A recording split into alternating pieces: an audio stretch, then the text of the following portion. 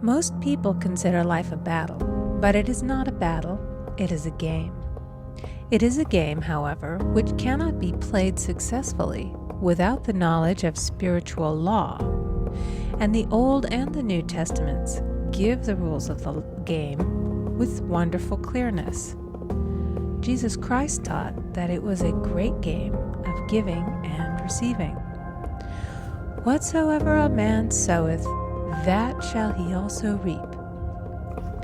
This means that whatever man sends out in word or deed will return to him. What he gives, he will receive. If he gives hate, he will receive hate. If he gives love, he will receive love. If he gives criticism, he will receive criticism. If he lies, he will be lied to. If he cheats, he will be cheated. We are taught also that the imaging faculty plays a leading part in the game of life.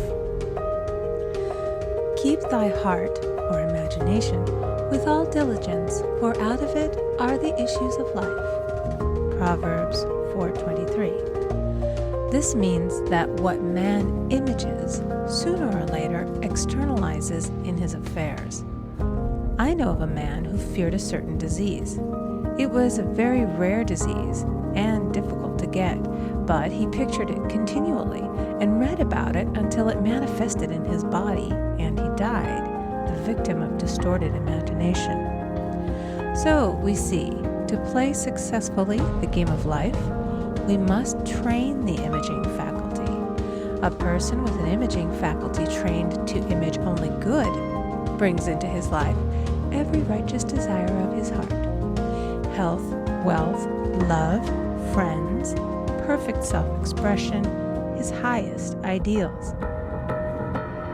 The imagination has been called the scissors of the mind, and it is ever cutting, day by day, the pictures man sees there, and sooner or later he meets his own creations in his outer world.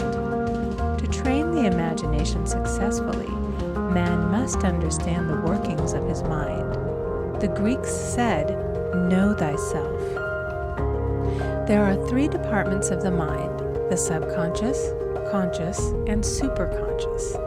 The subconscious is simply power without direction. It is like steam or electricity, and it does what it is directed to. It has no power of induction. Whatever man feels deeply or images clearly is impressed upon the subconscious mind and carried out in minutest detail. For example, a woman I know, when a child, always made believe she was a widow.